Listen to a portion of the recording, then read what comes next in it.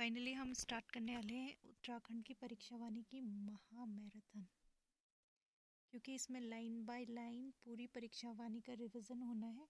आप कोई भी पेपर दे रहे हैं, परीक्षा वानी का रिवीजन आपको पता है कितना इम्पोर्टेंट है। चाहे आपने कितनी बार परीक्षा वानी पढ़ ली हो, लेकिन पेपर से 1-2 दिन पहले पूरी परीक्षा वानी का रिवीजन होना बहुत ज़रूरी है। और हमारे लिए पॉसिबल नहीं हो पाता कि हम पूरी परीक्षा वानी फिर से पढ़ें। तो हम इसे चलते चलते भी सुन सकते हैं, हम कहीं जा रहे हैं तब भी सुन सकते हैं, कोई काम कर रहे हैं तब भी सुन सकते हैं। सुन के हमें चीज़ें रिवाइज होंगी। ज़रूरी नहीं है बार बार हम उतनी बार बुक देख के पढ़ पाएँ। तो हम अगर एक पूरी मैराथन कंटिन्यूसली देख लेते हैं तो हमारी पूरी बुक का रिवीजन हो जाएगा। इसमें हम लाइन बाय लाइन समझ के चीज़ें करेंगे। मुझे नहीं पता कि कितनी लंबी वीडियो ये बनने वाली है, पर हम पूरी एक एक लाइन को समझेंगे और पूरी परीक्षा वानी का रिवीजन करेंगे, ठीक है, और अपडेट करके चीज़ें पढ़ेंगे। चलिए स्टार्ट करते हैं चैप्टर नंबर 2 से। चैप्टर नंबर 1 जो है हमारा, तो वो परीक्षा वानी का 1 लाइनर फॉर्म में दिया हुआ है। हम जब सारे चैप्टर्स पढ़ लेंगे उसके बाद वो 1 लाइनर फॉर्म में पूरा देखेंगे तो हमारे वो क्वेश्चन भी एकदम कंफर्म हो जाएंगे। 1 लाइनर चीज़ें याद होने में एकदम सही रहेगा जब हम पूरे चैप्टर पढ़ लेंगे। तो हम स्टार्ट करते हैं चैप्टर। सबसे पहला चैप्टर ही बोलेंगे इसको। पहला चैप्टर है उत्तराखंड राजनीतिक एंड प्रशासनिक ढांचा। तो हम देखेंगे उत्तराखंड का राजनीतिक एंड प्रशासनिक ढांचा। उत्तर प्रदेश के 13 हिमालयी जिलों को काटकर 9 नवंबर 2000 को भारतीय गणतंत्र के 27वें राज्य के रूप में इसे बनाया गया। 27वें कौन से नंबर का राज्य बनाइए? 27वें नंबर का। और हिमालयी राज्यों में ये 11वें नंबर का था, ठीक है। ये याद रखना। जब गठन हुआ था इसका, तो इसका नाम गठन के टाइम पे उत्तरांचल था, और 1 जनवरी 2007 से इसका नाम उत्तराखंड हुआ। तो उत्तराखंड गठन के टाइम पे इसका नाम उत्तरांचल था, और ये 27वां राज्य बना। और हिमालयी राज्यों में ये 11वें नंबर का राज्य बना, और 1 जनवरी 2007 से इसका नाम उत्तराखंड हो गया, ठीक है। गठनोपरांत सन 2001 में प्रदेश सरकार द्वारा राज्य के लिए जिन प्रतीक चिन्हों का संक्षिप्त निर्धारण किया गया, वो हम देखेंगे कि प्रतीक चिन्ह कौन कौन से। कोई भी राज्य बनता है, अलग राज्य, तो उसके अलग प्रतीक चिन्ह होते हैं। तो ये हमने 2001 से स्टार्ट किया। तो राज्य चिन्ह देखेंगे। सबसे पहले शासकीय कार्यों के लिए स्वीकृत राज्य चिन्ह में उत्तराखंड का भौगोलिक स्वरूप का झलक मिलती है। उत्तराखंड की जो भौगोलिक स्वरूप है उसकी झलक मिलती है किसमें? राज्य चिन्ह में, ठीक है। इस चिन्ह में एक गोलाकार मुद्रा में 3 पर्वत चोटियां हैं। 3 पर्वत चोटियां याद रखना। कभी क्वेश्चन आ जाता है कि कितनी पर्वत चोटियां, तो 3 पर्वत चोटियां हैं हमारी पर्वत श्रृंखला में, ठीक है। उसके नीचे गंगा की 4 लहरों को दर्शाया गया है। 4 लहरों को दर्शाया गया। 3 चोटियां हैं ऊपर और 4 गंगा की लहरें। बीच में स्थित अन्य चोटियां 2 चोटियों से ऊंचा है। मतलब सबसे सेंटर वाला जो चोटी होगी वो सबसे ऊंची है as compare to right side वाली। 3 चोटियों में से बीच वाली सबसे ऊंची चोटी है, ठीक है। मध्य में अशोक की लाट अंकित है। और ये बहुत ज़रूरी क्वेश्चन, मतलब बार बार पूछा जाता है, रिपीट होता है। अशोक की लाट के नीचे जो मुंडकोपनिषद, जो सत्यमेव जयते लिखा हुआ है, वो कहाँ से लिया गया है? तो वो मुंडकोपनिषद से लिया गया है। ये बहुत इम्पोर्टेंट चीज़ है कि सत्यमेव जयते कहाँ से लिया गया है। ये लिया गया मुंडकोपनिषद से, ठीक है। ये याद रखने वाली चीज़ें हैं। अब हम आते हैं राज्य पुष्प पे। राज्य पुष्प का जो कितनी ऊंचाई पे मिलता है राज्य पुष्प? 4800 से 6000 मीटर की ऊंचाई में मिलता है राज्य पुष्प। इसको राज्य पुष्प उत्तराखंड सरकार ने तभी 2001 में घोषित किया गया था। यह एस्टरेसी कुल का पौधा है। कभी कभी कुल पूछ लेते हैं, और इसका साइंटिफिक नेम जो भी आप पढ़ो उसका साइंटिफिक नेम आपने सबसे पहले पढ़ना है। तो राज्य पुष्प हमारा ब्रह्म कमल, उसका साइंटिफिक नेम है सोसूरिया अव्यलेटा। सोसूरिया अव्यलेटा 4800 मीटर से 6000 मीटर तक मिलती है इसकी ऊंचाई, ठीक है। इस ऊंचाई में मिलता है ये। उत्तराखंड में इसकी 24 प्रजातियां हैं, पर पूरे विश्व में 210 प्रजातियां हैं। ये क्वेश्चन पूछ लिया जाता है कि जो ब्रह्म कमल है उसकी उत्तराखंड में कितनी प्रजातियां पाई जाती हैं, 24, और पूरे विश्व में 210 प्रजातियां पाई जाती हैं। सोसूरिया ग्रामिनिफोलिया, सोसूरिया लंपा, सोसूरिया सीमेसोनिया तथा सोसूरिया ग्रासोफिफेरा, ये उत्तराखंड की जो मेन है वो ब्रह्म कमल है, ठीक है। उत्तराखंड में पाई जाने वाली इसकी प्रमुख जातियां हैं ये, और ब्रह्म कमल, फेन कमल, कस्तूरा कमल और बैगनी पुष्प भी इसे कहते हैं। और सबसे इम्पॉर्टेंट चीज़, उत्तराखंड में फूलों की घाटी, केदारनाथ, शिवलिंग बेस, पिंडारी ग्लेशियर आदि स्थानों पे ये बहुत ज़्यादा पाया जाता है। और वहाँ के लोकल लोग जो स्थानीय भाषा में इसको क्या बोलते हैं, कौलपद्म, जो मैंने हाईलाइट किया हुआ है पहले से। ये बहुत ज़्यादा इम्पोर्टेंट चीज़ें हैं। लोकल लैंग्वेज में इसका नाम क्या है, कौलपद्म है, और महाभारत में इसे सौगंधित पुष्प कहा जाता है। पौराणिक मान्यता के अनुसार इस पुष्प के केदारनाथ स्थित भगवान शिव को अर्पित किया जाता है। ये क्वेश्चन बार बार रिपीट होता है कि ब्रह्म कमल किसको अर्पित किया जाता है, तो भगवान शिव को अर्पित किया जाता है, ठीक है, केदारनाथ में। नेक्स्ट हम देखेंगे ब्रह्म कमल के पौधे की ऊंचाई 70 से 80 सेंटीमीटर होती है। इसमें जुलाई से सितंबर फूल खिलने का टाइम आपसे कभी कभी पूछ लेते हैं, तो जुलाई से सितंबर इसका फूल खिलने का टाइम है। बैंगनी रंग के इसका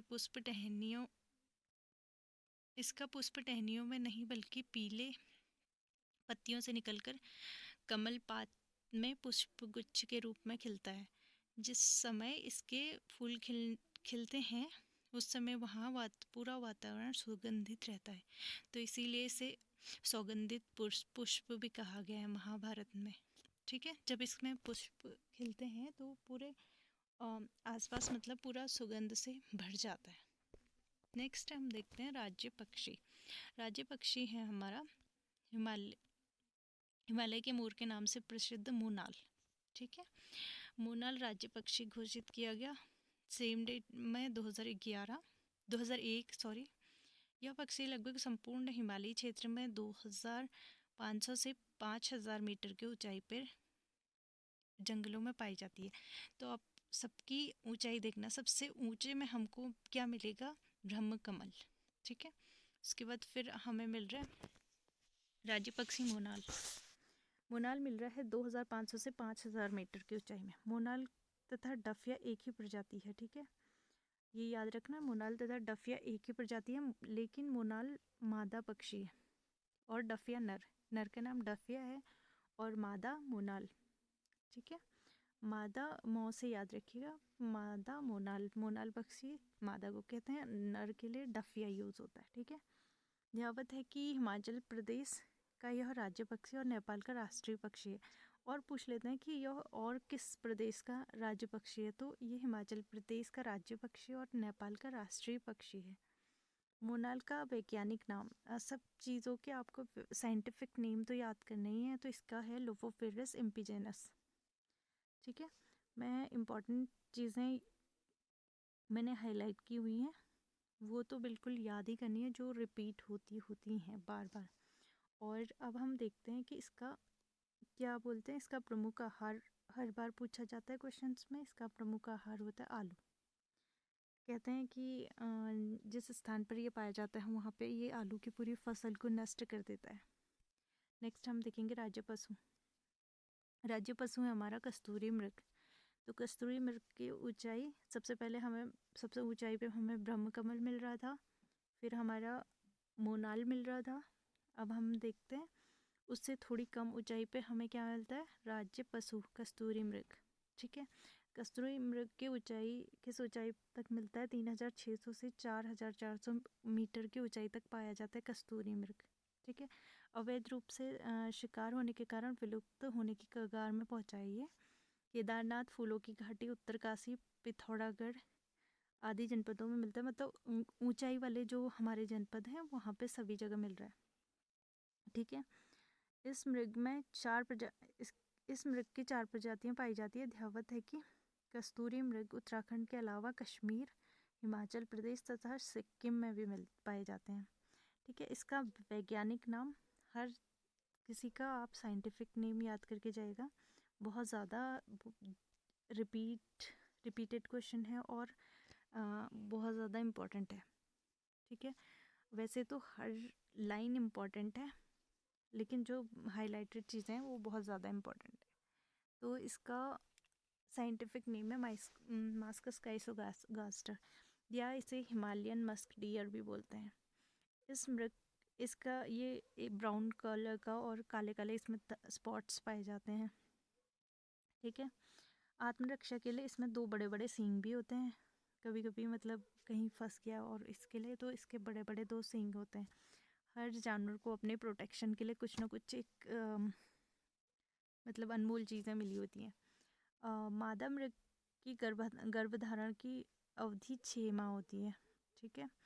और कस्तूरी एक लिक्विड होता है जिसको औषधि के रूप में यूज़ किया जाता है, जो केवल नर मृग में पाई जाती है, जिसका 1 वर्ष से अधिक आयु में नर आयु के मृग के जननांग के समीप मिलती है।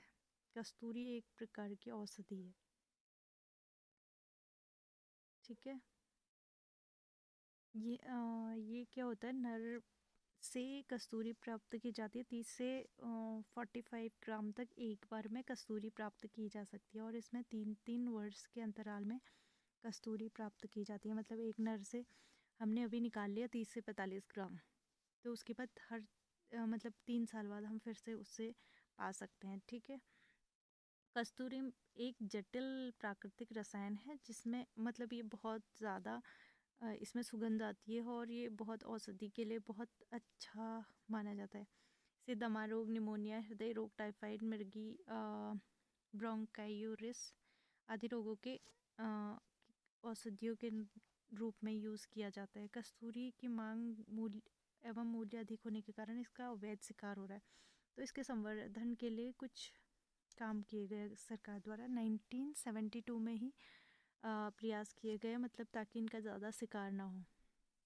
तो 1972 में तत्कालीन उत्तर प्रदेश सरकार ने चमोली केदारनाथ वन्य जीव प्रभाग के अंतर्गत 9067 9672 वर्ग किलोमीटर क्षेत्र में एक कस्तूरी विहार की स्थापना की। तो ये क्वेश्चन आ सकता है, कस्तूरी विहार की स्थापना कब हुई? 1972 में। 1977 में मेहरुड़ी कस्तूरी मृग अनुसंधान केंद्र। तो ये क्वेश्चन 2 टाइप से पूछे जा सकते हैं, या तो इसका ईयर पूछ लेंगे या फिर ये कौन सी जगह में है। तो मेहरुड़ी कस्तूरी मृग अनुसंधान कहाँ है? बागेश्वर में है। इसकी स्थापना कब हुई? 1977। कस्तूरी मृग बिहार की स्थापना 1972 में हुई है। कस्तूरी मृग अनुसंधान केंद्र की स्थापना 1977 में। एंड नेक्स्ट है अस्कोट अभ्यारण्य की स्थापना कब हुई? 1986 में, और ये पिथौरागढ़ में है। सबकी लोकेशन याद रखनी है और ईयर याद रखने हैं। अस्कोट अभ्यारण्य, पिथौरागढ़, 1986। 1982 में चमोली जिले में काचुला खर्क बनाया गया, एक कस्तूरी मृग प्रजनन एवं संरक्षण केंद्र। 82 चमोली काचुला खर्क। ठीक है, ये याद करने हैं। राज्य के वन्य जीव गणना 2005 के अनुसार कस्तूरी मृगों की संख्या 274 से बढ़कर 279 हो गई। यानी कि पहले शिकार तेजी से हो रहा था, बट जब से हमारा क्या बना, ये संरक्षण के लिए सरकार ने काम किया, तब से मतलब इनकी संख्या में बढ़ोतरी देखी गई है। अब हम पढ़ेंगे राज्य वृक्ष। राज्य वृक्ष हमारा क्या है? बुरांस। तो बसंत के मौसम में अपने रंग बिरंगे फूलों से उत्तराखंड के प्राकृतिक सौंदर्य को अधिक निखारने के लिए सदाबहार वृक्ष बुरांश को राज्य वृक्ष घोषित किया गया। राज्य वृक्ष और राज्य पुष्प में कंफ्यूजन नहीं होना। राज्य पुष्प है ब्रह्मकमल, राज्य वृक्ष है बुरांश। इसका वानस्पतिक नाम रोडोडेंड्रोन आर्बोरियम है। यह एक पर्वतीय वृक्ष है। इसकी ऊंचाई 1500 से 4000 मीटर की ऊंचाई तक ये बुरांश पाए जाते हैं और बुरांश के फूल होते हैं चटक लाल कलर के। इसके ऊपर बढ़ने पर जैसे जैसे हम पहले तो चटक लाल होते हैं इसके, और जैसे जैसे हम ऊंचाई की ओर बढ़ते जाते हैं क्रमशः गहरा लाल और हल्का लाल मिलने लगता है। और 11,000 फुट की ऊंचाई तक जब हम जाएंगे तो सफ़ेद रंग के बुरांश भी हमें वहाँ दिखाई देते हैं। और ये है उत्तराखंड का पूरा मैप, जिसको आपने बना लेना है, प्रैक्टिस करनी है जितनी बार हो सके, क्योंकि जितना आप प्रैक्टिस करोगे उतना आपको याद रहेगा कि कौन कौन से ज़िले किससे मिले हुए हैं, मतलब कैसे कैसे मिले हुए हैं। ठीक है, ये हम अभी इसको देखने के साथ साथ बुरांश के फूल मकर संक्रांति के बाद गर्मी में बढ़ने के साथ साथ धीरे धीरे खिलना शुरू करते हैं और वैशाखी तक पूरे खिल जाते हैं। औषधि गुणों के कारण बुरांश के फूलों का जूस हृदय रोग के लिए बहुत लाभकारी माना जाता है। इसके फूलों का रंग भी बनाया जाता है, इससे फूलों का रंग भी बनाया जाता है। इसका कलर एकदम ब्राइट होता है। बुरांश वृक्षों की ऊंचाई 20 से 25 फीट होती है, मतलब पूरा पेड़ की ऊंचाई 20 से 25 फीट की होगी। इसकी लकड़ी बहुत मुलायम होती है और इसे ईंधन के रूप में प्रयोग कर सकते हैं। नेक्स्ट है बुरांश का अवैध कटान के लिए इसका संरक्षण करने के लिए 1974 में इसे संरक्षित वृक्ष घोषित किया गया है। 1972 में यह कस्तूरी मृग के लिए अनुसंधान केंद्र की स्थापना उसके संरक्षण के लिए बनाया गया और 1974 में बुरांश के लिए, ठीक है, बुरांश को संरक्षित वृक्ष घोषित किया गया। अब हम देखते हैं, हमने ये सारी चीज़ें देखी, इसके बाद हम देखते हैं उत्तराखंड का शासन प्रशासन कि कैसे चलता है। सबसे हमें ये जानना ज़रूरी है कि शासन प्रशासन कैसे चलता है। तो हम देखेंगे कि देश के अन्य राज्यों की तरह इसका भी शासन प्रशासन संविधान के अध्याय 6 अनुच्छेद 152 से 237 तक अनुच्छेद पूछे जाते हैं, तो हमें अनुच्छेद याद रखने। 152 से 237 तक हमें राज्य शासन प्रशासन के बारे में दिया गया है, ठीक है, किसी भी स्टेट के अनुसार संचालित होता है। संविधान के अनुरूप राज्य के शासन प्रशासन में संसदनात्मक प्रणाली लागू है। इसके 3 प्रमुख अंग होते हैं, जैसे आप देखते हैं सेंटर पे 3 प्रमुख अंग होंगे। कौन कौन से, ये आप याद रखना। सबसे पहले आती है कार्यपालिका। कार्यपालिका, विधानमंडल,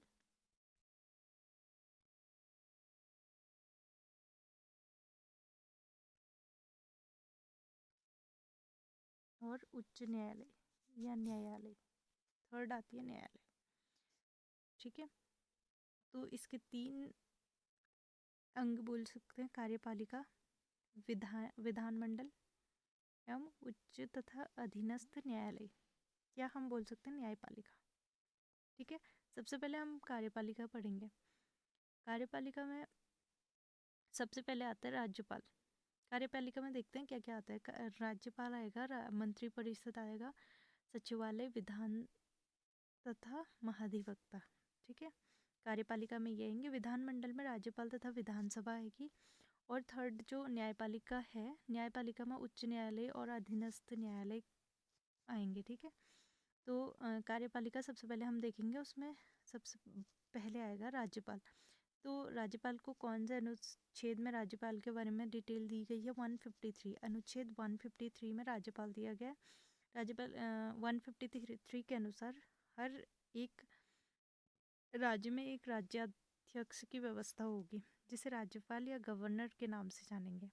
राज्यपाल शब्द राज्य सरकार का बोध कराता है। राज्य की कार्यपालिका शक्ति इसमें निहित होती है। जो राज्य की सारी कार्यपालिका जो भी मंत्री परिषद लोग लॉ बनाएंगे या फिर डिसीजन जो भी लेंगे, उसमें जब तक राज्यपाल के साइन नहीं होंगे तो तब तक कोई भी चीज़ आगे नहीं हो सकती। तो इसे एक प्रमुख भी मान सकते हैं राज्यपाल को, क्योंकि उनकी आज्ञा के बिना, उनके साइन के बिना चीज़ें आगे नहीं होंगी। ठीक है, लेकिन वह इसका प्रयोग अधीनस्थों के माध्यम से करता है। वह राज्य का संवैधानिक प्रमुख एवं विवेकाधीन शक्तियों के प्रयोग करते समय वास्तविक प्रमुख होता है। राज्य के विद्यालयों, विश्वविद्यालयों, कुलाधिपति और राज्य के प्रथम नागरिक होता है। जैसे पूरे इंडिया का प्रथम नागरिक कौन होता है? राष्ट्रपति होता है। वैसे ही किसी स्टेट का प्रथम नागरिक कौन होगा? राज्यपाल। ठीक है, ये याद रखना। राज्यपाल की नियुक्ति 5 वर्ष में राष्ट्रपति द्वारा की जाती है। ये नियुक्ति बहुत ज़रूरी होती है। किसकी नियुक्ति कौन करता है, ये याद रखना है आपने। राज्यपाल की नियुक्ति करता है कौन? राष्ट्रपति। ठीक है, और वही उसकी इच्छा पर्यंत पद धारण करता है। तो हमारे संविधान में राज्यपाल का कोई कार्यकाल निहित नहीं है कि इतने साल तक रहेगा। तो ये क्या होता है? राष्ट्रपति के प्रसाद पर्यंत रहता है। मतलब जब तक राष्ट्रपति चाहे तो उसकी इच्छा पर्यंत पद धारण करता है। राष्ट्रपति जब भी चाहे राज्यपाल को हटा सकते हैं। तो आपको कंफ्यूज करने के लिए क्वेश्चन दे देंगे कि निम्न में से कौन सही है, कौन गलत है। तो आपको ये चीज़ अच्छे से देखनी है कि राष्ट्रपति कभी भी उसे हटा सकता है। ठीक है, उसका कोई कार्यकाल निहित नहीं होता। नेक्स्ट हम देखते हैं कार्यपालिका का सेकंड पार्ट, मंत्री परिषद।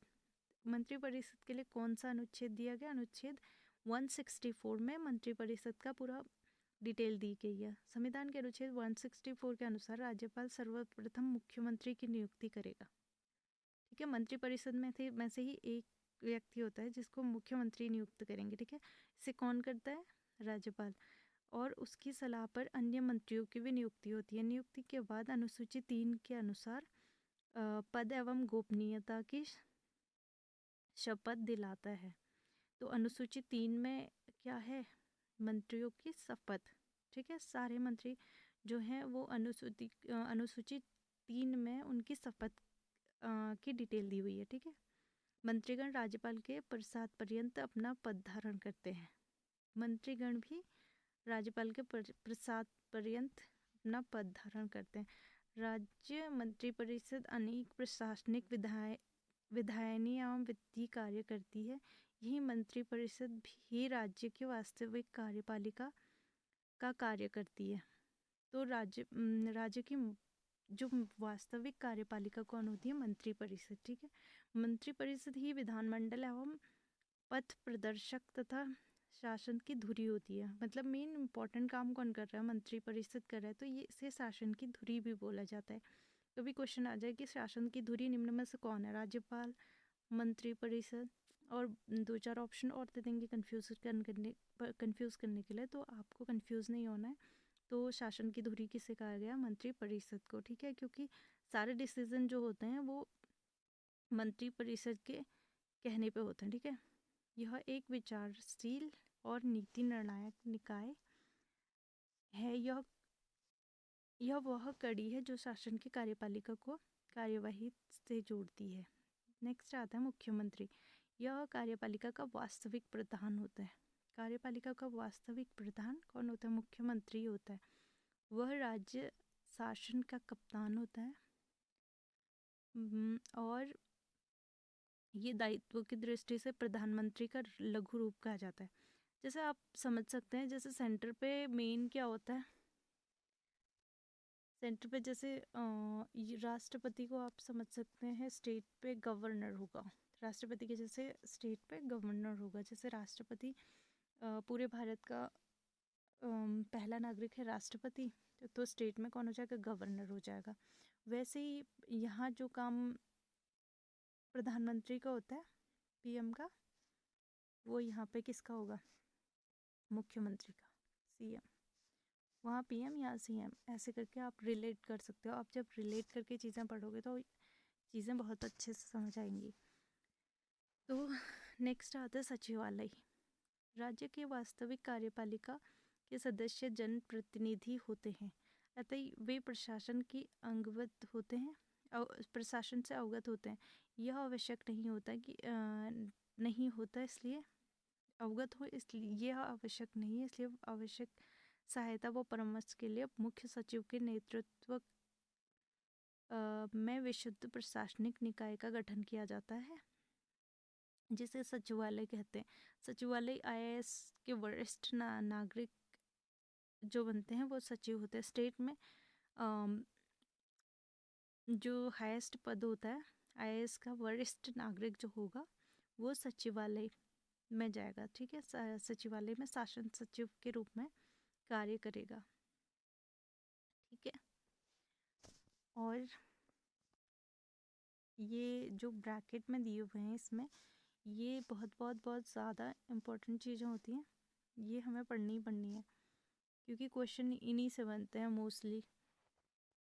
1814 में गढ़वाल और 1815 में कुमाऊं पर अंग्रेजों के कब्जे के बाद कुमाऊं जनपद का गठन हुआ। कुमाऊं और गढ़वाल का गठन कब हुआ ये तो पूछते हैं। गढ़वाल का 1814 और कुमाऊं 1815, ठीक है।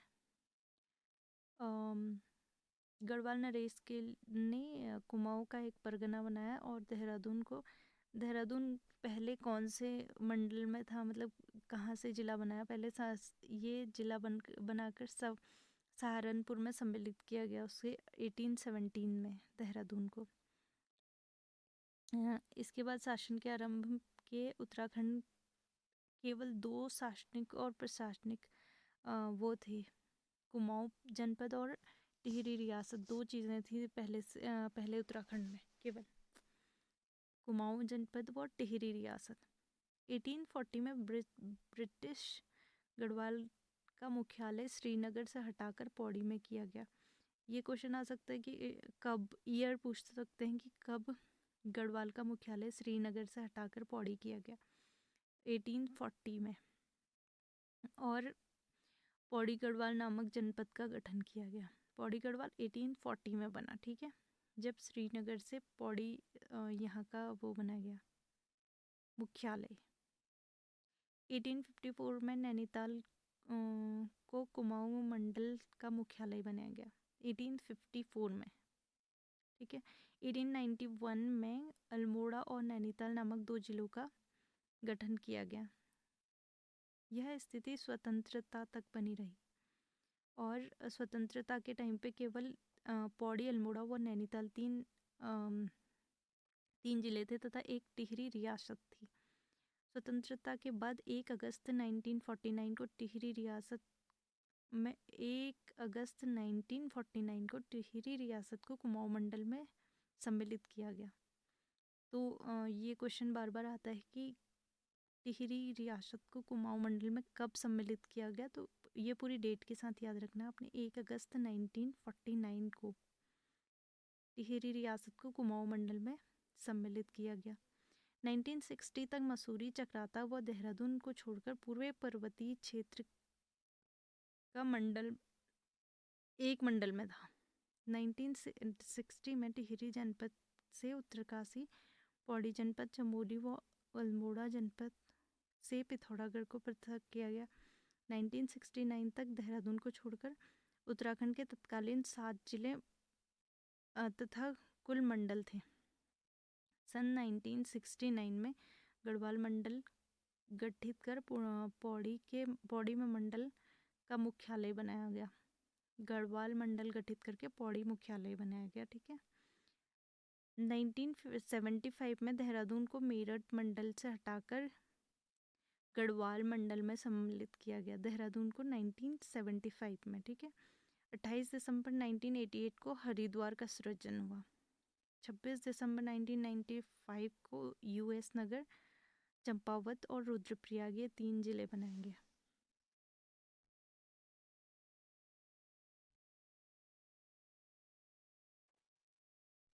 ठीक है, अब हमने सचिव हमने देख लिया था कि जो IAS का वरिष्ठ नागरिक होता है वो सचिव के रूप में कार्य करता है, ठीक है, राज्य में। और वैसे ही अगर हम पूरे उसमें देखें तो IAS का वरिष्ठ नागरिक कैबिनेट सचिव के रूप में कार्य करता है। ठीक है, तो अब हम देखते हैं कार्यकारी विभाग। अब हर स्टेट में कार्यकारी विभाग भी होता है। राज्य प्रशासन में मंत्रिमंडल, राजनीतिक प्रमुख, सचिवालय, प्रशासनिक प्रमुख के बाद तीसरा अव्यय कार्यकारी विभाग भी होता है, निदेशालय बोलते हैं जिसे।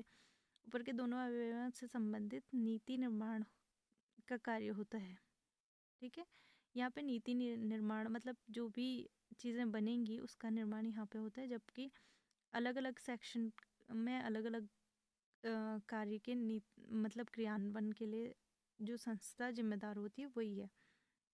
ठीक है, जबकि कार्यकारी विभाग निदेशालय क्रियान्वयन के लिए प्राथमिक रूप से जिम्मेदार संस्था है। ठीक है, अलग अलग संस्था बनाई जाती है अलग अलग कार्यों के लिए। एक शासन सचिव के अंदर कई विभाग होते हैं, जैसे गृह सचिव के अंतर्गत पुलिस, जेल, आरक्षित, आंतरिक सुरक्षा, ये सारी चीज़ें आ जाती हैं। विभिन्न विभागों के कार्यात्मक इकाइयाँ नीचे तक फैली होती हैं। सामान्य एवं राजस्व प्रशासन के विभागाध्यक्ष के बाद मंडलायुक्त होता है, जो अपने मंडल के शांति व्यवस्था, राजस्व वसूली और अन्य कार्यों को देखता है। वर्तमान में 2 मंडल हैं, गढ़वाल और कुमाऊं। आपको याद रखना है कि गढ़वाल मंडल में 7 जिले हैं और कुमाऊं में 6 जिले हैं। ठीक है, मंडल के नीचे जिलाधिकारी के नेतृत्व में जिले होते हैं। अभी हमारे रिसेंट 13 जिले हैं। नीचे दिए जिले के नीचे उप जिलाधिकारी या जिसे SDM आप बोलते हैं, वो होते के नेतृत्व में तहसीलें हैं। वर्तमान में 110 तहसीलें हैं। जब ये बुक थी तब वहाँ पे 100 है, लेकिन अभी वर्तमान में 110 तहसीलें हैं। जबकि राज्य गठन के टाइम पे 49 तहसीलें थी। एक साथ 29 तहसीलों का गठन 2004 में किया गया, लोकसभा चुनाव से पूर्व किया गया। सामान्य व राजस्व प्रशासन के तहत विकास प्रशासन का भी अपने स्तर पर, इसमें सबसे ऊपर का स्तर जिला स्तर आता है, फिर सबसे नीचे ब्लॉक स्तर आता है। राज्य में 95 ब्लॉक है। अब आता है महाधिवक्ता। ठीक है, महाधिवक्ता के क्या होता है? संविधान के अनुच्छेद 165 में महाधिवक्ता दिया गया है। आपको अनुच्छेद सबके याद रखने हैं, जैसे कि राज्यपाल का अनुच्छेद 153 है, ऐसे ही महाधिवक्ता के लिए अनुच्छेद 165 है। आपको सबके अनुच्छेद याद रखने हैं, क्योंकि इंडिविजुअली क्वेश्चन बन जाता है अनुच्छेदों से डायरेक्टली। तो 165 अनुच्छेद के अनुसार राज्य में महाधिवक्ता की नियुक्ति राज्यपाल द्वारा की जाएगी। तो नियुक्ति कौन कर रहा है? राज्यपाल। ठीक है, और उसी के प्रसाद पर्यंत यह पद धारण करेगा। तो महाधिवक्ता राज्यपाल के प्रसाद पर्यंत पद धारण करेगा और नियुक्ति राज्यपाल ही करता है। इस पद की नियुक्ति के लिए आवश्यक है कि वह भारत का नागरिक हो, 10 वर्ष से अधिक उसका समय न्यायिक कार्य में जुड़ा हो, मतलब न्यायिक कार्यालय में उसने 10 वर्ष से ज़्यादा काम किया हो, या फिर 10 वर्ष तक कम से कम किसी उच्च न्यायालय में अधिवक्ता का कार्य किया हो, तो वो महाधिवक्ता बन सकता है। वह विधि विषयों पर राज्यपाल को सलाह देता है एवं राज्यपाल द्वारा सौंपे गए विधि संबंधित कार्यों का संपादन करता है। वह सदनों की बैठकों में भाग ले सकता है, बोल सकता है, लेकिन मतदान नहीं कर सकता।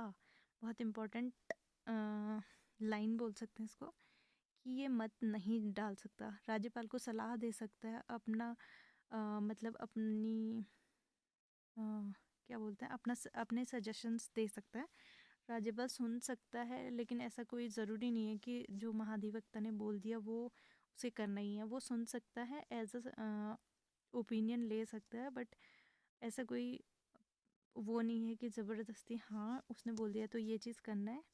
एक सलाहकारी के रूप में कार्य करता है, बट इसको महाधिवक्ता को मतदान करने का अधिकार नहीं होता है। अंडरलाइन की जाए लाइन। और सबसे पहला कौन था, ये क्वेश्चन हमेशा पूछे जाते हैं, तो पहले और रीसेंट हमेशा याद रखने। तो राज्य के पहले महाधिवक्ता कौन थे? मेहरबान सिंह नेगी। ठीक है, अब हम देखते हैं, हमने अभी तक कार्यपालिका देखी, अब हम देखेंगे विधानमंडल, राज्य का विधानमंडल कैसे चल रहा है। ठीक है, अब आते हैं विधानमंडल। विधानमंडल का प्रमुख भी राज्यपाल होता है। ठीक है, राज्य में विधि निर्माण के लिए विधानमंडल की व्यवस्था की गई है। विधानमंडल के 2 अंग होते हैं, राज्यपाल और विधानसभा। ठीक है, सबसे पहले हम देखेंगे राज्यपाल। विधानमंडल में सबसे ऊपर राज्यपाल का स्थान होता है। उसके हस्ताक्षर के बिना कोई भी कानून प्रवर्तन में नहीं आ सकता, मतलब कोई भी कानून नहीं बन सकता जब तक राज्यपाल के साइन ना हो उसमें। ठीक है, राज्यपाल विधानसभा के अधिवेशन को आहूत करता है, सत्रावसान करता है और विघटन करता है। वह सदन के शुरू होने पर सदन में अभिभाषण करता है, बजट रखवाता है, साक्ष्यों को निर्भरताओं का विनिश्चय करता है, विधेयकों को राष्ट्रपति के पास भेजता है, आरक्षित करता है तथा विशेष परिस्थितियों में सदन का सत्र न हो तो अध्यादेश जारी कर सकता है। ये सभी राज्यपाल के विधायी कार्य होते हैं। ठीक है, अब हम देखते हैं विधानसभा। विधानसभा का गठन अनुच्छेद 170 के तहत होता है। 153 राज्यपाल, 165 महाधिवक्ता और विधानसभा 170। ठीक है, 170 अनुच्छेद विधानसभा। 170 के अनुसार, अनुच्छेद 170 के तहत राज्य में वयस्क मतदाताओं द्वारा चुने गए सदस्यों द्वारा होता है। इस अनुच्छेद के तहत यह व्यवस्था है कि किसी राज्य की विधानसभा में अधिक से अधिक 500 और कम से कम 60 सदस्य होने चाहिए।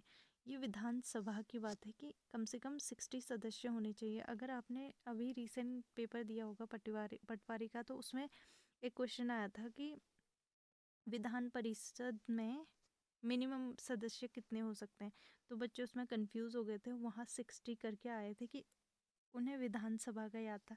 विधानसभा में सबसे कम 60 हो सकते हैं, पर विधान परिषद में सबसे कम 40 होते हैं। ठीक है, तो उसका आंसर वहाँ पे 40 था। विधानसभा सदस्यों का चुनाव विधानसभा क्षेत्रों में वयस्क 18 से ऊपर वाले मतदाताओं द्वारा प्रत्यक्ष रीति से होता है। विधानसभा के अध्यक्ष या विधानसभा के सदस्यों का चुनाव 18 से ऊपर के सभी लोग प्रत्यक्ष रीति से करते हैं। अनुच्छेद 173 के अनुसार विधानसभा की सदस्यता के लिए निर्धारित योग्यताएं हैं। 173 में विधानसभा 170 में दी गई है, 173 में इनकी योग्यताएं दी हैं कि विधानसभा सदस्य के लिए क्या क्या योग्यताएं हैं जो लोकसभा के लिए निर्धारित की गई हैं। वह भारत का नागरिक हो, वह उसकी आयु 25 वर्ष होनी चाहिए, वह भारत सरकार द्वारा या किसी राज्य सरकार के अधीन लाभ पद पर कार्यरत ना हो, या संसद द्वारा बनाई गई किसी विधि के अधीन राज्य विधानसभा के सदस्य चुने जाने में अयोग्य ना हो। विधानसभा का सदस्य चुने जाने के बाद और पद ग्रहण करने से पूर्व राज्यपाल या उसका प्रतिनिधि तीसरी अनुसूची के अनुसार शपथ दिलाता है। शपथ हमारी कौन सी अनुसूची में? अनुसूची 3 में हमें मतलब जो भी नया पद धारण करता है उसको शपथ ग्रहण करनी होती है अनुसूची 3 के तहत। ठीक है, सामान्यतया विधानसभा का कार्यकाल 5 वर्षों का होता है। विधानसभा का कार्यकाल 5 वर्षों के लिए होता है। ठीक है, किंतु राष्ट्रीय आपातकाल की उद्घोषणा में प्रवर्तन की स्थिति में विधानसभा की अवधि 1 वर्ष तक बढ़ाया जा सकता है। कभी राष्ट्रीय आपातकाल लगाए तो इसकी अवधि 1 महीने तक नहीं 1 साल तक बढ़ाई जा सकती है, लेकिन इस प्रकार बढ़ाई गई अवधि आपातकाल के समाप्त होने के 6 महीने से अधिक समय बाद जारी नहीं रह सकती। मतलब जैसे हमें आपातकाल लगा, हमें पता लगा आपातकाल लगा हुआ, तो वो 1 साल बढ़ाई जा सकती है, बट जैसे ही आपातकाल ख़त्म होता है तो उससे ज़्यादा 6 महीने से ज़्यादा और नहीं बढ़ाई जा सकती।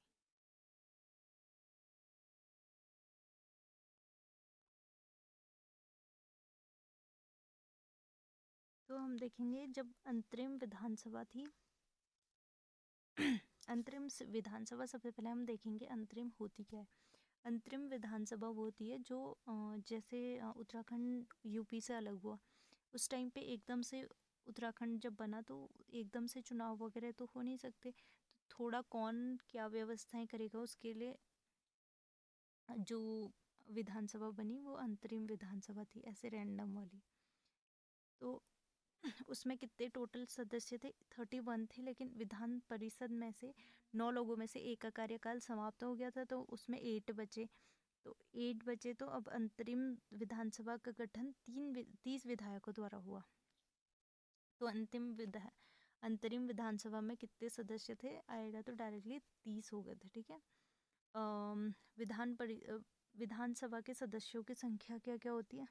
टोटल जब गठन हुआ था तो 22 लोग थे और विधान परिषद में 9 सीटें थी, ठीक है। इसमें राज्य गठन के बाद फिर धीरे धीरे सीटों की संख्या कितनी हो गई? 70 हो गई। 70 में से आरक्षित सीटों की संख्या है 15। 13 SC के लिए और 2 ST के लिए। SC के लिए जो जो रिजर्व्ड हैं वो चक्राता देहरादून में और नानकमत्ता US नगर में।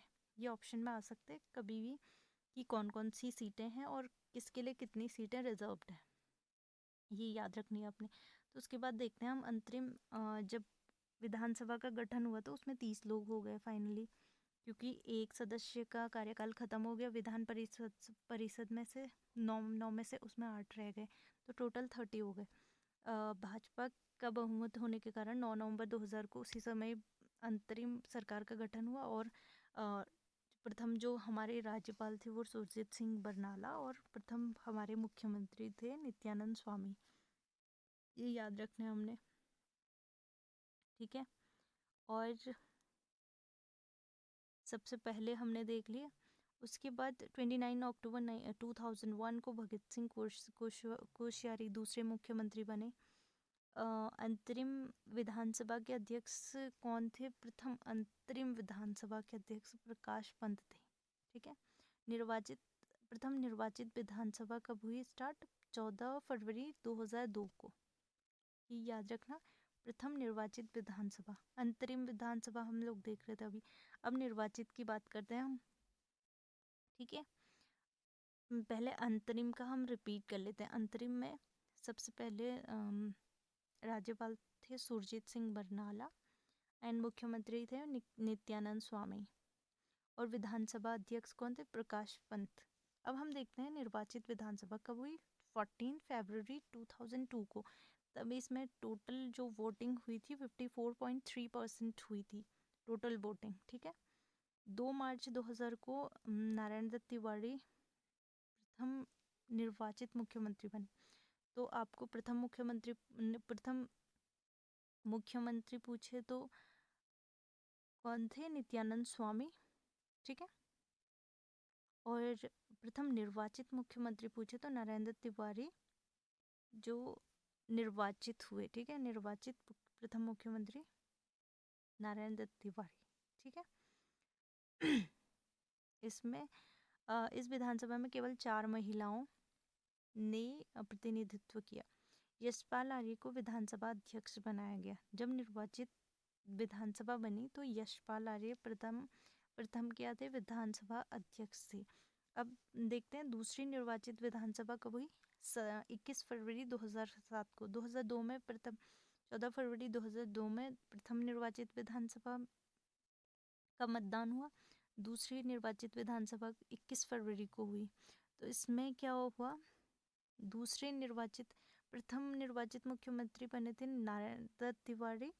दूसरे कौन बने फिर? भुवनचंद खंडूरी, ठीक है। भुवनचंद खंडूरी दूसरे निर्वाचित विधानसभा में मुख्यमंत्री बने, दूसरे नंबर के, ठीक है, निर्वाचित, ठीक है। उसके बाद हम देखते हैं तृतीय निर्वाचित विधानसभा।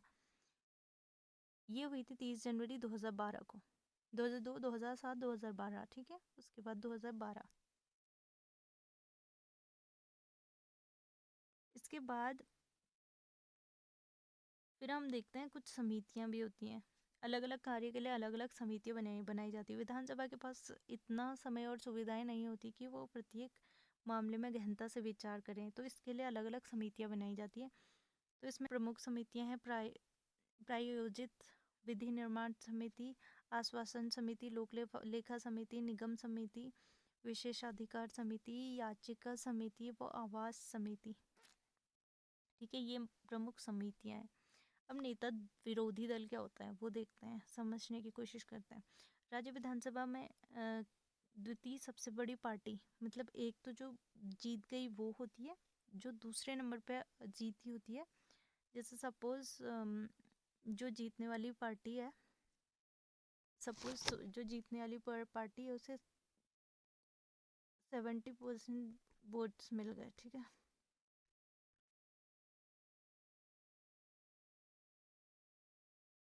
तो जो फर्स्ट आई है उसको 70% वोट से वो जीत गई।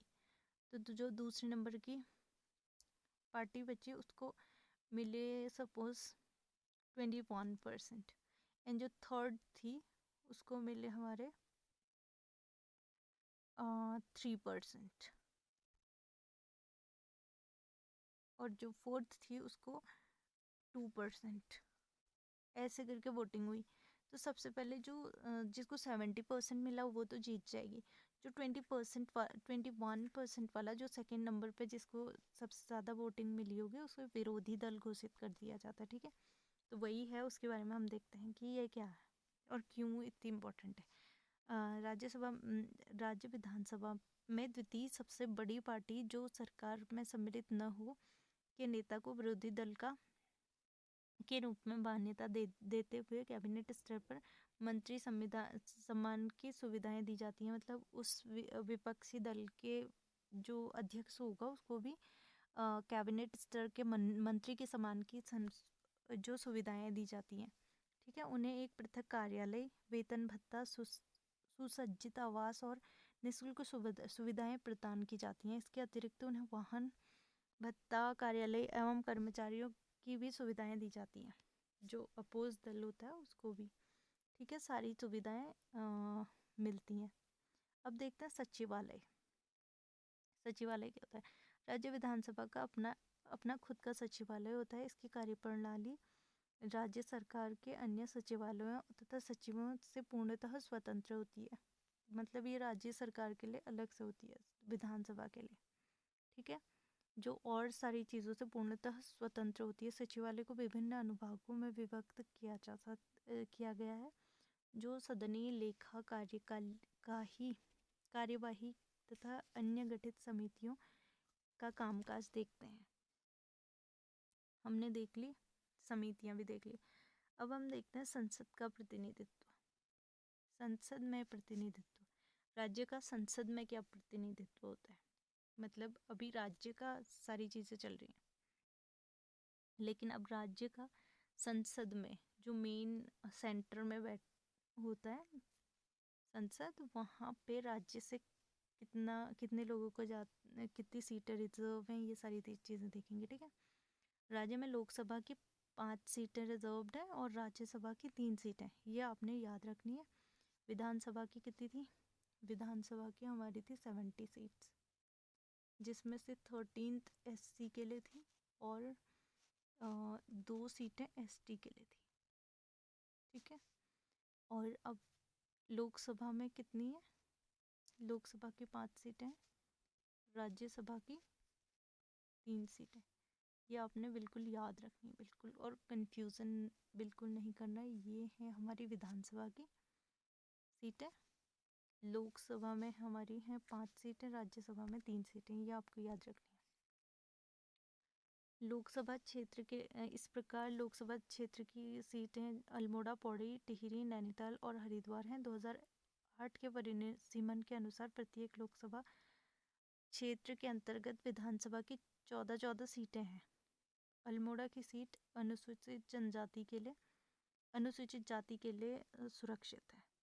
ठीक है, तो 14 सीटों में कैसे राज्यसभा की वो आवंटित है वो मैं बताती हूँ। जैसे 70 है, यहाँ पर 70 विधानसभा की सीट्स हैं ना। ठीक है, तो 70 में से 14 करो, सॉरी 14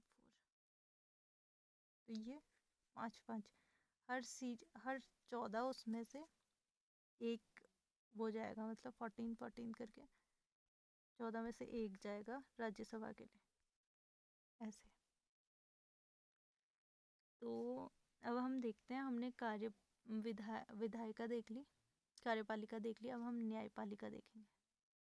राज्य की न्यायपालिका कैसे चल रही है, ठीक है। न्यायपालिका शासन का तीसरा और महत्वपूर्ण अंग है, ठीक है। इसका मुख्य कार्य विधि की व्याख्या करना है। यह विधायिका एवं कार्यपालिका पर वहाँ तक नियंत्रण स्थापित कर दिया जहाँ तक ये निकाय विधान और संविधान से परे जाकर कार्य करने लगते हैं। मतलब किसी ने ऐसी विधि बना दी जो संविधान का उल्लंघन कर रहा है, तो न्यायपालिका उसकी देखरेख करेगी, ठीक है। न्यायपालिका को नागरिकों के अधिकारों के रक्षक एवं संविधान का सजग प्रहरी कहा जाता है। मतलब कभी गवर्नमेंट कोई ऐसे लॉज बना देती है जिससे हमारा संविधान का उल्लंघन हो रहा हो, तो उसकी रक्षा कौन करेगा? हमारी रक्षा उससे कौन करेगा? तो न्यायपालिका है जो चेक करेगी कि कहीं संविधान का उल्लंघन ना हो रहा हो, रूल्स का, ठीक है। तो नागरिकों के अधिकारों का रक्षक किसे कहा गया? संविधान को, ठीक है। तो इसलिए जब भी गवर्नमेंट कोई लॉज बनाती है या कुछ भी करती है, तो उसमें वो उसे ध्यान रखना होता है कि संविधान के नियमों के अकॉर्डिंग वो लॉज बनाए। अगर कभी कभी ऐसे होता है कि कोई लॉज बनाए गवर्नमेंट ने और यहाँ पे इतना ये फंडामेंटल राइट्स हैं, जो भी फंडामेंटल राइट्स दिए गए हैं, इनका उल्लंघन हो रहा है, तो जितना पार्ट उल्लंघन होगा, सपोज ये तो बाकी का लॉ बना रहेगा, लेकिन जो जितना पार्ट संविधान का उल्लंघन कर रहा है, रूल्स का, फंडामेंटल राइट्स का, इतना पार्ट क्या हो जाता है? शून्य हो जाता है। मतलब इतना कैंसिल हो जाएगा, ये वाला इतना पार्ट बना रहेगा, लेकिन ये वाली चीज़ें शून्य हो जाएंगी जो जो उल्लंघन कर रही होती है, ठीक है। तो हमारा रक्षक कौन कहलाता है संविधान का? न्यायपालिका। प्रदेश में न्याय प्रशासन के शीर्ष पर एक उच्च न्यायालय है। उच्च न्यायालय के नियंत्रण में अनेक अधीनस्थ न्यायालय आते हैं। जिला न्यायालय, पारिवारिक न्यायालय, राज्य विधिक सेवा प्राधिकरण एवं विधिक सेवा समितियां आदि आ जाती हैं इसमें। उच्च न्यायालय को संविधान के अनुच्छेद 214 के तहत प्रत्येक राज्य के लिए एक एक उच्च न्यायालय की व्यवस्था की गई है। कौन से अनुच्छेद के तहत? अनुच्छेद 214 में, ठीक है। इस अनुच्छेद के अनुरूप 9 नवंबर 2000 को देश के 20वें उच्च न्यायालय के रूप में नैनीताल उत्तराखंड में उच्च न्यायालय की स्थापना की गई है। उच्च न्यायालय की स्थापना किसने करी? ऊपर देखते हैं, मेन उसमें दिया हो गया नैनीताल। जिस भवन में उच्च न्यायालय स्थित है वह भवन 100 वर्षों से भी अधिक पुराना है। अंग्रेजी शासन काल में lieutenant governor sir Tony McDonald's ने इसका निर्माण कराया। तो कभी भी पूछते हैं कि हाईकोर्ट का निर्माण किसने कराया, तो सर टोनी मैकडोनल्ड्स ने, ठीक है। इसमें पहले एक स्कूल हुआ करता था, ब्रांसडेल नाम का स्कूल हुआ करता था उस बिल्डिंग में पहले, ठीक है। आगे चलकर उत्तर प्रदेश सरकार ने नैनीताल में जब ग्रीष्मकालीन राजधानी बनाई नैनीताल को, इसका उपयोग सचिवालय भवन के लिए किया गया। पहले यहाँ स्कूल था, फिर सचिवालय भवन बनाया गया।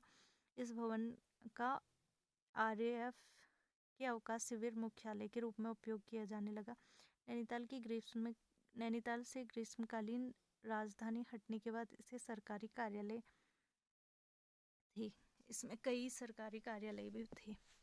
उसके बाद 9 नवंबर 2000 को इसे 20वें नंबर का उच्च न्यायालय बनाया गया, ठीक है। अनुच्छेद 127 के अंतर्गत उच्च न्यायालय को राज्य के अन्य न्यायालयों और कार्यों के अधीक्षण का पूरा अधिकार है। वर्तमान में उच्च न्यायालय में न्यायाधीशों के स्वीकृत पदों की संख्या 11 है। राज्य उच्च न्यायालय के प्रथम मुख्य न्यायाधीश न्यायमूर्ति अशोक अभयंकर देसाई, या आप बोल सकते हैं ए देसाई थे प्रथम। याद रखने हैं, प्रथम मुख्य न्यायाधीश कौन थे, ए देसाई या अशोक अभयंकर देसाई। ठीक है, प्रथम न्यायमूर्ति। तथा प्रथम रजिस्ट्रार थे जी.एम. रावत, जी.सी.एम. रावत। प्रथम रजिस्ट्रार जी.सी.एम. रावत। मुकदमों के शीघ्र निपटारे हेतु अप्रैल 2001 में 45 फास्ट ट्रैक कोर्ट का गठन किया गया। राज्य में लोक अदालतों की व्यवस्था की गई जो लोगों को निःशुल्क कानूनी सहायता प्रदान करती थी। लोक अदालतों की व्यवस्था के संचालन के लिए सरकार ने उत्तराखंड कानूनी सहायता के परामर्श बोर्ड की स्थापना करी। कानूनी सहायता के लिए परामर्श बोर्ड की स्थापना करी। राज्यों के विभिन्न जिलों में बोर्ड की इकाइयों का गठन किया गया, जिन्हें जिला कानूनी सहायता परामर्श समिति कहा जाता है। ठीक है, प्रदेश में पंचायती कानूनों के अंतर्गत पंचायतों का गठन किया गया, जिसमें 500 रुपये तक के मामलों की सुनवाई कर सकते हैं। मतलब पंचायतें 500 रुपये तक की जो भी शिकायतें आएंगी, जो भी चीज़ें होंगी, उनकी सुनवाई कर सकती है कौन, पंचायती राज कानून के तहत पंचायतें। ठीक है, लोकायुक्त देखते हैं अब हम कि लोकायुक्त क्या है। राज्य प्रशासन के अधिकारों के दुरुपयोग, भ्रष्टाचार, कदाचार संबंधी शिकायतों एवं अभिकथनों के अन्वेषण करने व राज्य सरकारों के इस संबंध में संस्तुति भेजने के लिए लोकायुक्त संगठन स्थापित करने संबंधी एक नया विधेयक राज्यसभा में 1 नवंबर 2011 को पारित किया गया। इसमें मुख्यमंत्री सहित मंत्रीगण, विधायक, IAS सहित लोक सेवक को जांच दायरे में लाया गया है। नए कानून के अनुसार लोकायुक्त संगठन में एक अध्यक्ष और 5 सदस्य होते हैं। ठीक है,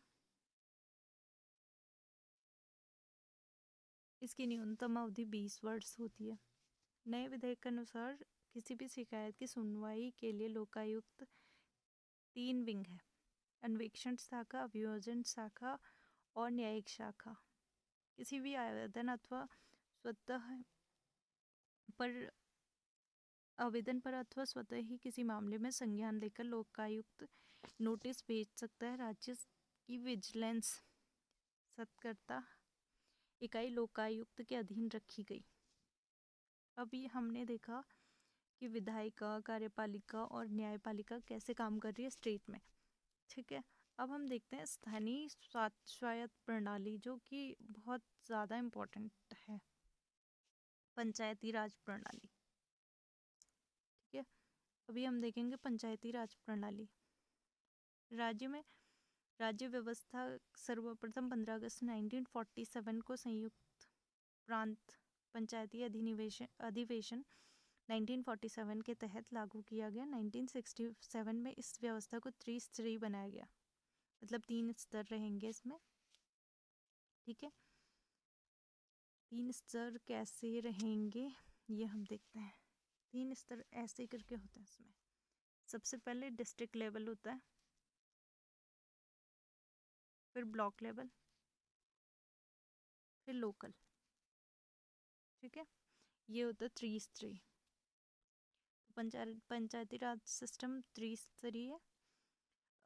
इसका स्वरूप लागू किया गया 22 अप्रैल 1994। अब अभी आपने अगर पटवारी का एग्ज़ाम दिया होगा तो उसमें ये क्वेश्चन पंचायती राज से 2-3 क्वेश्चन आए थे। सबसे पहले तो स्टार्ट कब हुआ था, 22 अप्रैल 1994। और ओवरऑल इंडिया में सबसे पहले पंचायती राज शुरू कहाँ से हुआ था, वो स्थान आया था, तो वो राजस्थान में हुआ था।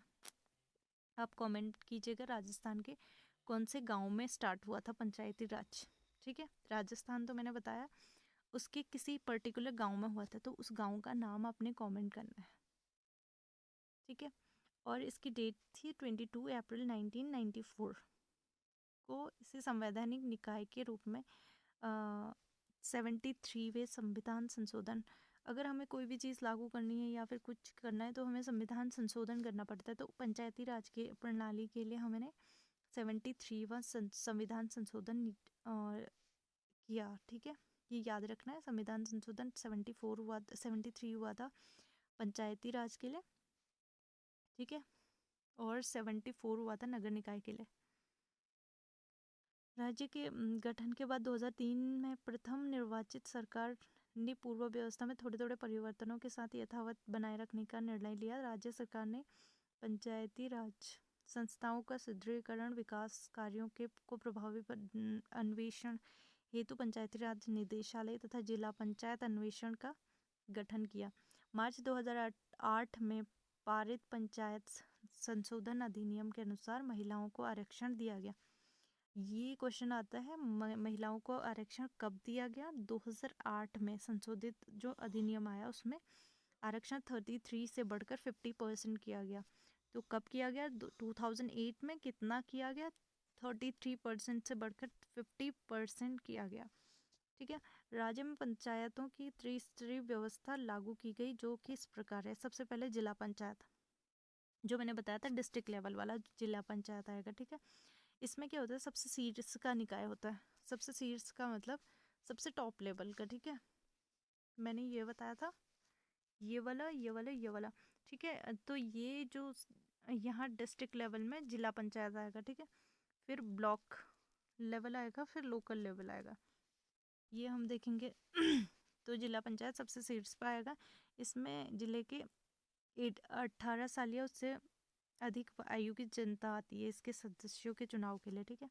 जिला पंचायत का अध्यक्ष जिला पंचायत का पीठासीन होता है। जिला पंचायत के अध्यक्ष और उपाध्यक्ष का चुनाव निर्वाचित सदस्यों द्वारा किया जाता है।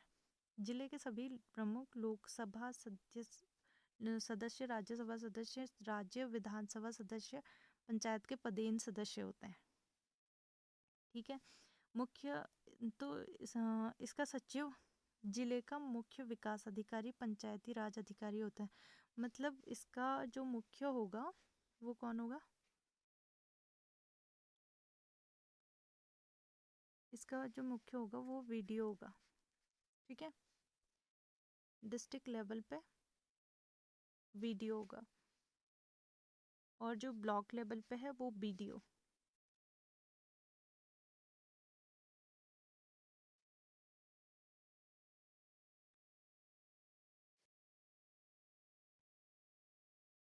जिला पंचायत अपने सदस्यों में 6 प्रकार की समितियां रखता है। तो हमने अभी पीछे भी समितियां देखी थी, और जिला पंचायत में कितनी समितियां हैं? 6 समितियां, ये याद रखनी है अपने। नियोजन एवं विकास समिति, शिक्षा समिति, स्वास्थ्य कल्याण समिति, प्रशासनिक समिति, जल प्रबंधन समिति एवं जैव विविधता प्रबंधन समिति तथा निर्माण कार्य समिति। ये 6 समितियां हैं। इसके अलावा 1-2 उप समितियां भी होती हैं, ठीक है। त्रिस्तरीय व्यवस्था में शीर्ष निकाय परिवीक्षणात्मक एवं समन्वयकारी कार्य होते हैं। अब आता है सेकेंड लेवल, क्षेत्र पंचायत या ब्लॉक लेवल हम बोल सकते हैं इसे। यह मध्य स्तरीय का कार्य करता है, ठीक है। इसमें ग्राम सभा के 18 वर्ष के अधिक आयु वाले लोग मतदाता होते हैं। जो क्षेत्र पंचायत के निर्वाचन में सभी भाग लेते हैं, 20 से कम या 40 से अधिक नहीं हो सकती इसकी संख्या, ठीक है। अब हम देखते हैं इसका प्रमुख जो होता है पंचायत में। देखो हम देखते हैं, जो हमने ये देखा त्रिस्तरीय पंचायत था, ये था डिस्ट्रिक्ट लेवल, ये है ब्लॉक लेवल, और ये है लोकल लेवल, ठीक है। तो यहाँ जो डिस्ट्रिक्ट लेवल होता है इसका प्रमुख होता है वीडियो, और जो ब्लॉक लेवल होता है इसका वीडियो होगा, बीडीओ, ब्लॉक डेवलपमेंट ऑफिसर, और वीडियो का होगा विलेज डेवलपमेंट ऑफिसर, ठीक है। तो इसका वीडियो होगा, और इसमें 6 समितियां माध्यम का कार्य करती हैं, और ये मध्य स्तर का कार्य करता है। अब थर्ड आता है लोकल लेवल या ग्राम पंचायत, ठीक है। त्रिस्तरीय व्यवस्था की सबसे निम्न स्तर होता है। ग्राम पंचायत के गठन हेतु क्षेत्रों में कम से कम 500, पर्वतीय क्षेत्रों में 500, 500 से मैदानी क्षेत्रों में कम से कम 1000, अधिकतम 10,000 की आबादी होनी चाहिए। तो उसके लिए हम क्या कर सकते हैं? सदस्यों की संख्या 5 से 15 से अधिक नहीं होनी चाहिए, मतलब मिनिमम 5 होनी चाहिए और मैक्सिमम 15 से अधिक नहीं हो सकती, ठीक है। ग्राम पंचायत सदस्यों एवं पंचायत अध्यक्ष प्रधान चुनाव ग्राम सभा के 18 वर्ष की आयु के जनता द्वारा होता है। ग्राम सभा द्वारा एक उप प्रधान भी चुना जाता है। ग्राम प्रधान की आयु कितनी होनी चाहिए? 21 वर्ष होनी चाहिए तथा ग्राम पंचायतों में अविश्वास प्रस्ताव लाने के लिए पंचायत के लिए 1/5 सदस्यों की उपस्थिति अनिवार्य है और सदस्यों के साथ साथ परिवार के आधे परिवार सहमत होने चाहिए। सारे परिवार जितने हैं उनके आधे परिवार सहमत होने चाहिए किसी को वो करने के लिए, हटाने के लिए, अविश्वास प्रस्ताव लाने के लिए। एक ग्राम सभा में एक ही ग्राम पंचायत होगी और प्रत्येक वर्ष में 2 आम बैठक होती है, सत्र जैसे बोलते हैं, आम बैठक बोल सकते हैं उसे लोकल लेवल पे, और 6 समितियां इसमें भी होती हैं, ठीक है।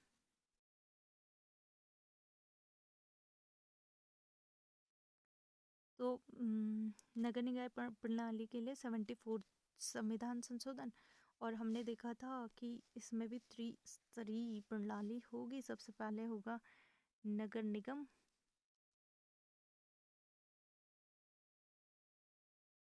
सेकंड नंबर पे होगा नगर पालिका परिषद,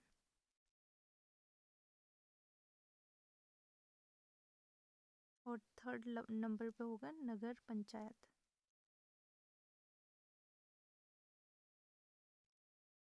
ठीक है, 3 स्तर इसके होंगे। रिसेंट इसको याद अपडेट कर लेना। अभी नगर निगम कितने हो गए? तब तो 8 थे, अभी 9th नगर निगम बना है, वो बना है श्रीनगर। ठीक है, इसको अपडेट कर लेना। अब टोटल नगर निगम हो गए 9। ठीक है, अब हम देखते हैं नगर पालिका परिषद कितने में बन रहा है। नगर निगम तो जो मैदानी क्षेत्र है 1 लाख से 90,000 की जनसंख्या होनी चाहिए, तब उसके लिए नगर निगम बन सकता है उतनी जनसंख्या में। और जो अब हम देखते हैं नगर पालिका परिषद के लिए जनसंख्या, नगरों में जनसंख्या 50,000 होनी चाहिए और मैदानों में 1 लाख होनी चाहिए। पहाड़ों में मतलब 50,000 से, मैदानी क्षेत्रों में 50,000 से 1 लाख तक होनी चाहिए तथा पहाड़ों में 90,000 तक होनी चाहिए। वहाँ नगर पालिका परिषद बनाए जा सकते हैं। नगर पालिका परिषद रिसेंट कितने हैं? 41। अब आते हैं सबसे थर्ड नंबर का नगर पंचायत। नगर पंचायत कितने जनसंख्या में होने चाहिए? लगभग नगरों में 5,000 से 50,000 तक इनकी लोगों की संख्या हो तो नगर पंचायत बन सकती है। नगर पंचायतों का गठन किया जा सकता है 5,000 से 50,000 के बीच में। अभी नगर पंचायत टोटल कितने हैं? 43 नगर पंचायतें हैं। ठीक है, तो ये था हमारा टोटल फर्स्ट यूनिट। इसके क्वेश्चन आंसर, हम क्वेश्चन आंसर्स की सीरीज पूरी एक साथ लेके आएंगे।